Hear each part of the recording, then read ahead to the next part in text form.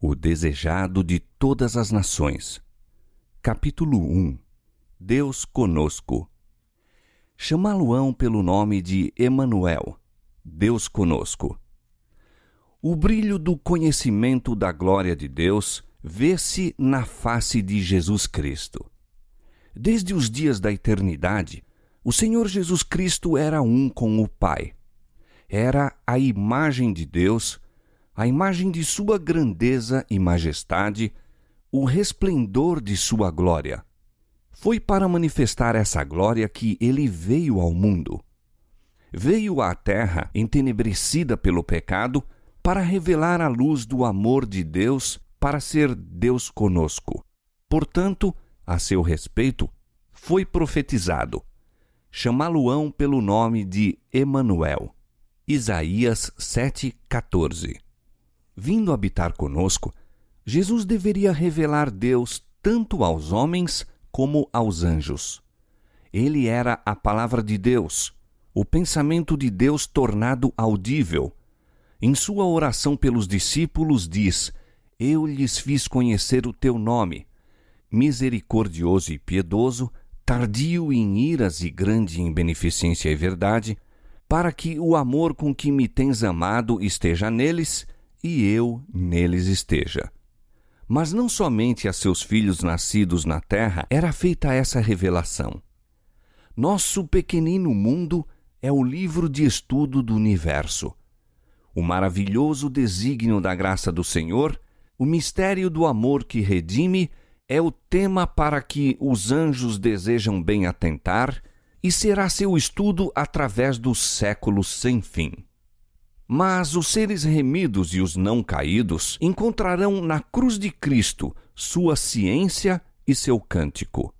Ver-se-á que a glória que resplandece na face de Jesus Cristo é a glória do abnegado amor.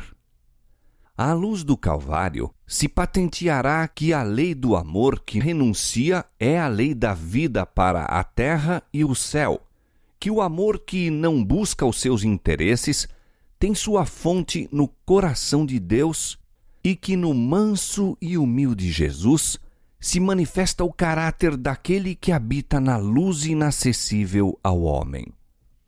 No princípio, Deus se manifestava em todas as obras da criação. Foi Cristo que estendeu os céus e lançou os fundamentos da terra.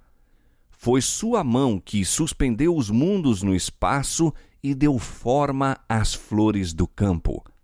Ele converteu o mar em terra firme. Seu é o mar e ele o fez. Foi ele quem encheu a terra de beleza e de cânticos o ar. E sobre todas as coisas da terra, no ar e no firmamento, escreveu a mensagem do amor do Pai. Salmos capítulo 65, verso 6, capítulo 95, verso 5.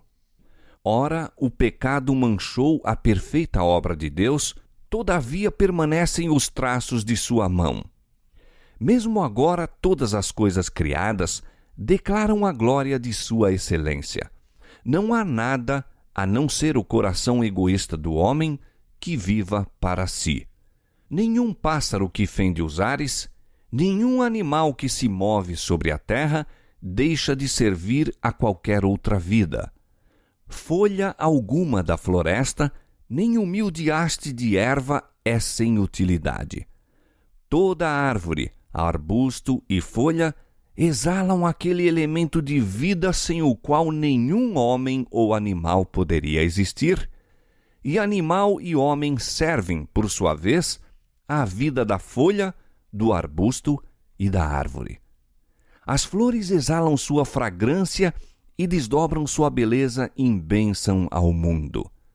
O sol derrama sua luz para alegrar a 1000 mundos. O próprio oceano, a origem de todas as fontes, recebe as correntes de toda a terra, mas recebe para dar. Os vapores que lhe ascendem ao seio caem em chuveiros para regar a terra, a fim de que ela produza e floresça. Os anjos da glória acham seu prazer em dar. dar amor e infatigável cuidado a almas caídas e contaminadas. Seres celestiais buscam conquistar o coração dos homens. Trazem a este mundo obscurecido a luz das cortes em cima. Mediante um ministério amável e paciente, operam no espírito humano para levar os perdidos a uma união com Cristo mais íntima do que eles próprios podem avaliar. Volvendo-nos, porém, de todas as representações secundárias, contemplamos Deus em Cristo. Olhando para Jesus, vemos que a glória de nosso Deus é dar. Nada faço de mim mesmo, disse Cristo. O Pai que vive me enviou e eu vivo pelo Pai. Eu não busco a minha glória, mas a daquele que me enviou. João capítulo 8, verso 26, capítulo 6, verso 57, capítulo 8, verso 50 e capítulo 7, verso 18. Manifesta-se nestas palavras o grande princípio que é a lei da vida para o universo. Todas as coisas Cristo recebeu de Deus, mas recebeu-as para dar. Assim, nas cortes celestes, em seu ministério por todos os seres criados, através do amado Filho, flui para todos a vida do Pai. Por meio do Filho, ela volve em louvor e jubiloso serviço uma onda de amor à grande fonte de tudo. E assim, através de Cristo, completa-se o circuito da beneficência, representando o caráter do grande doador, a lei da vida. No próprio céu foi quebrantada essa lei. O pecado originou-se na busca dos próprios interesses. Lúcifer, o querubim cobridor, desejou ser o primeiro no céu. Procurou dominar os seres celestes, afastá-los de seu Criador e receber-lhes, ele próprio, as homenagens. Portanto, apresentou falsamente a Deus, atribuindo-lhe o desejo de exaltação própria. Tentou revestir o amorável Criador com seus próprios maus característicos. Assim enganou os anjos, assim enganou os homens. Levou-os a duvidar da palavra de Deus e a desconfiar de sua bondade. Como o Senhor seja um Deus de justiça e terrível majestade, Satanás os fez considerá-lo como severo e inclemente. Assim arrastou os homens a se unirem com ele em rebelião contra Deus, e as trevas da miséria baixaram sobre o mundo. A terra obscureceu-se devido à má compreensão de Deus. Para que as tristes sombras se pudessem iluminar, para que o mundo pudesse volver ao Criador, era preciso que se derribasse o poder enganador de Satanás. Isso não se podia fazer pela força. O exercício da força é contrário aos princípios do governo de Deus. Ele deseja unicamente o serviço de amor, e o amor não se pode impor. Não pode ser conquistado pela força ou pela autoridade. Só o amor desperta o amor. Conhecer a Deus é amá-lo. Seu caráter deve ser manifestado em contraste com o de Satanás. Essa obra, unicamente um ser em todo o universo era capaz de realizar. Somente aquele que conhecia a altura e a profundidade do amor de Deus podia torná-lo conhecido. Sobre a negra noite do mundo devia erguer-se o sol da justiça, trazendo salvação sob as suas asas. Malaquias 4:2. O plano de nossa redenção não foi um pensamento posterior, formulado depois da queda de Adão. Foi a revelação do mistério encoberto desde tempos eternos. Romanos 16:25. Foi um desdobramento dos princípios que têm sido, desde os séculos da eternidade, o fundamento do trono de Deus. Desde o princípio, Deus e Cristo sabiam da apostasia de Satanás e da queda do homem mediante o poder enganador do apóstata. Deus não ordenou a existência do pecado, previu-a, porém, e tomou providências para enfrentar a terrível emergência. Tão grande era seu amor pelo mundo que concertou entregar seu Filho unigênito para que todo aquele que nele crê não pereça, mas tenha a vida eterna. João 3,16. Lúcifer dissera: subirei ao céu, acima das estrelas de Deus exaltarei o meu trono. Serei semelhante ao Altíssimo. Isaías capítulo 14, versos 13 e 14. Mas Cristo, sendo em forma de Deus, não teve por usurpação ser igual a Deus, mas aniquilou-se a si mesmo, tomando a forma de servo, fazendo-se semelhante aos homens. Filipenses capítulo 2, versos 6 e 7. Foi um sacrifício voluntário. Jesus poderia haver permanecido ao lado de seu Pai, poderia haver retido a glória do céu e as homenagens dos anjos, mas preferiu entregar o cetro nas mãos de seu Pai e descer do trono do universo a fim de trazer luz aos entenebrecidos e vida aos que estavam prestes a perecer. Cerca de 2000 anos atrás, ouviu-se no céu uma voz de misteriosa significação saída do trono de Deus. Eis aqui venho. Sacrifício e oferta não quiseste, mas corpo me preparaste. Eis aqui venho. No rolo do livro está escrito de mim, para fazer, ó Deus, a tua vontade. Hebreus capítulo 10, versos 5 a 7. Nestas palavras, anuncia-se o cumprimento do desígnio que estivera oculto desde tempos eternos. Cristo estava prestes a visitar nosso mundo e a encarnar. Diz ele: corpo me preparaste. Houvesse aparecido com a glória que possuía com o Pai antes que o mundo existisse, e não teríamos podido resistir à luz de sua presença. Para que a pudéssemos contemplar e não ser destruídos, a manifestação de sua glória foi velada. Sua divindade ocultou-se na humanidade, a glória invisível na visível forma humana. Esse grande desígnio havia sido representado em tipos e símbolos. A sarça ardente em que Cristo apareceu a Moisés revela Deus. O símbolo escolhido para a representação da divindade foi um humilde arbusto que, aparentemente, não tinha nenhuma atração. Abrigou, porém, o infinito. O Deus todo misericordioso velou sua glória num símbolo por demais humilde, para que Moisés pudesse olhar para ela e viver. Assim, na coluna de nuvem de dia e na de fogo à noite, Deus se comunicava com Israel, revelando aos homens sua vontade e proporcionando-lhes graça. A glória de Deus era restringida e sua majestade velada para que a fraca visão de homens finitos a pudesse contemplar. Da mesma maneira, Cristo deveria vir no corpo abatido, semelhante aos homens. Filipenses 3:21.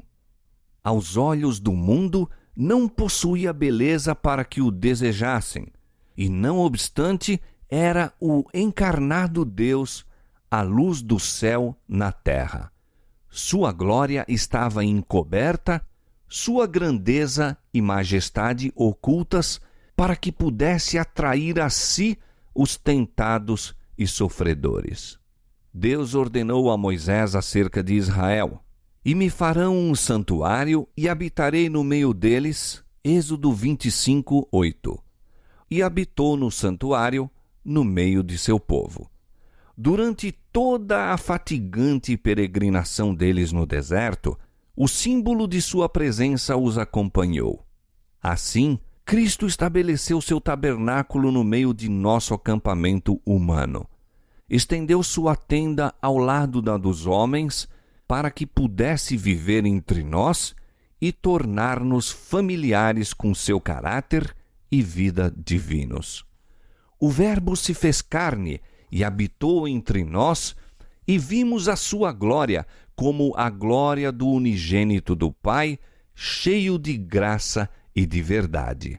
João 1,14. Desde que Cristo veio habitar entre nós, sabemos que Deus está relacionado com as nossas provações e se compadece de nossas dores. Todo filho e filha de Adão pode compreender que nosso Criador é o amigo dos pecadores, pois em toda doutrina de graça, toda promessa de alegria, todo ato de amor, toda a atração divina apresentada na vida do Salvador na terra, vemos Deus conosco. Satanás apresenta a divina lei de amor como uma lei de egoísmo. Declara que nos é impossível obedecer-lhe aos preceitos. A queda de nossos primeiros pais, com toda a miséria resultante, ele atribui ao Criador, levando os homens a olharem a Deus como autor do pecado, do sofrimento e da morte. Jesus devia patentear esse engano. Como um de nós, cumpria-lhe dar exemplo de obediência. Para isso, tomou sobre si a nossa natureza e passou por nossas provas. Convinha que em tudo fosse semelhante aos irmãos. Se tivéssemos de sofrer qualquer coisa que Cristo não houvesse suportado, Satanás havia de apresentar o poder de Deus como nos sendo insuficiente. Portanto, Jesus, como nós, em tudo foi tentado. Hebreus capítulo 2, verso 17 e capítulo 4, verso 15. Sofreu toda a provação a que estamos sujeitos, e não exerceu em seu próprio proveito poder algum que nos não seja abundantemente facultado. Como homem, enfrentou a tentação e venceu-a no poder que lhe foi dado por Deus. Diz ele: deleito-me em fazer a tua vontade, ó Deus meu. Sim, a tua lei está dentro do meu coração. Salmo 40, verso 8. Enquanto andava fazendo o bem e curando a todos os aflitos do diabo, patenteava aos homens o caráter da lei de Deus e a natureza de seu serviço. Sua vida testifica ser possível obedecermos também à lei de Deus. Por sua humanidade, Cristo estava em contato com a humanidade. Por sua divindade, firma-se no trono de Deus. Como filho do homem, deu-nos um exemplo de obediência. Como filho de Deus, dá-nos poder para obedecer. Foi Cristo que, do monte Horebe, falou a Moisés, dizendo: Eu sou o que sou. Assim dirás aos filhos de Israel: Eu sou, me enviou a vós. Êxodo capítulo 3, verso 14. Foi esse o penhor da libertação de Israel. Assim, quando ele veio semelhante aos homens, declarou ser o Eu sou. O infante de Belém, o manso e humilde Salvador, é Deus manifestado em carne. 1 Timóteo capítulo 3, verso 16. A nós nos diz: Eu sou o bom pastor. Eu sou o pão vivo. Eu sou o caminho, a verdade e a vida. É-me dado todo o poder no céu e na terra. João capítulo 10, verso 11, capítulo 6, verso 51, capítulo 14, verso 6 e Mateus capítulo 28, verso 18. Eu sou a certeza da promessa. Sou eu, não temais. Deus conosco é a certeza de nossa libertação do pecado, a segurança de nosso poder para obedecer à lei do céu. Baixando a tomar sobre si a humanidade, Cristo revelou um caráter exatamente oposto ao de Satanás. Desceu, porém, ainda mais baixo na escala da humilhação. Achado na forma de homem, humilhou-se a si mesmo, sendo obediente até a morte e morte de cruz. Filipenses 2:8. Como o sumo sacerdote punha de parte suas suntuosas vestes pontificais e oficiava no vestuário de linho branco do sacerdote comum, assim Cristo tomou a forma de servo e ofereceu sacrifício, sendo ele mesmo o sacerdote e a vítima. Ele foi ferido pelas nossas transgressões e moído pelas nossas iniquidades.